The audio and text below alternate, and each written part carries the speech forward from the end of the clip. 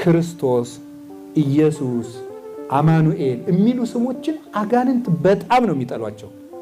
አይሆንላቸውም።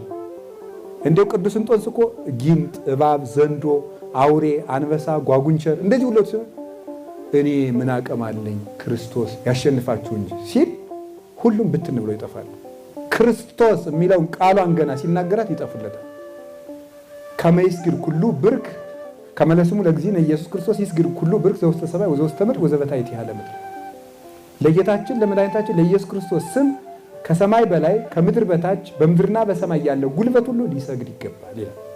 ይህ ስም የተፈራ ስም፣ የታፈረ ስም፣ የተከበረ ስም ነው። ኢየሱስ ክርስቶስ፣ አማኑኤል የሚሉ ስሞች፣ እነዚህን ስሞች በክብር መጥራት አክብሮ ኦ ጨምሮ ኦ እግዚእ ኢየሱስ ክርስቶስ ጌታዬ ኢየሱስ ክርስቶስ ሆይ አሁን ቅጽል አልባ አይጠራም።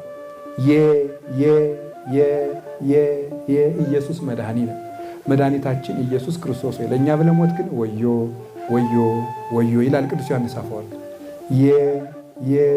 የአማኑኤል አምላክነ ፈጣሪያችን ክርስቶስ ሆይ ለእኛ ብለህ ተሰቀልክን። የክርስቶስ ንጉሥነ ንጉሳችን ክርስቶስ ለእኛ ብለህ ሞትክን ይላል። ያው ክርስቶስ ብሎ ንጉሥ፣ አማኑኤል ብሎ አምላክ፣ ኢየሱስ ብሎ መድኃኒት ቅጽል ቀጽሎለታል። አክብሮ እንደዚህ አድርጎ መጥራት። ይህንም ስንጠራው እና ሌላ ጸሎት እንኳን ባይሆንልን ስንንቀሳቀስ በቃ ዝም ብሎ እግዚኦ መሐረነ ክርስቶስ፣ እግዚኦ መሐረነ ክርስቶስ፣ እግዚኦ መሐረነ ክርስቶስ፣ እግዚኦ መሐረነ ክርስቶስ፣ እግዚኦ መሐረነ ክርስቶስ፣ እግዚኦ መሐረነ ክርስቶስ። እስቲ እንደው አንድ የቤት ስራ ልስጣችሁ። ተግባር ይሻላል ብዬ ነው መቼም። አሁን እኔም ሊቅ አይደለሁም፣ እናንተን የማስተምራችሁ መቼም ሊቅ ለማድረግ አይደለም። ነው እንዴ? አይደለም። እንደዚህ አይደለም። በተግባር እንድንኖር ነው። እና በቀን እንደው 3 ደቂቃ ራሱ 3 ደቂቃ የልብ ምታችሁን እያዳመጣችሁ እግዚኦ መሐረነ ክርስቶስ በሉ እስኪ 2 ደቂቃ እሺ በሉ። የልብ ምታችሁን አዳምጡ። ዝም ግን ብቻችሁ ናችሁ። በግርግር መሃል አይሳካም። መጀመሪያ ቁጭ በሉና አየር ስታስገቡ እግዚኦ፣ ስታስወጡ መሐረነ ክርስቶስ። ከዚያ በኋላ ከሰው ጋር ሆነን እንኳን ልብ ምታችን ስለማይቆረጥ ከልብ ምታችን ጋር እግዚኦ መሐረነ ክርስቶስን ነፍሳችን ትለዋለች ማለት ነው። ይሄ ደግሞ ይቀድሳል፣ አይምሮን ይቆጣጠራል፣ ከመከራ ያድናል። ለምን? የክርስቶስ የኢየሱስ የአማኑኤል ስም ያነጻ የቀደሰ ያከበረ ስም ስለሆነ።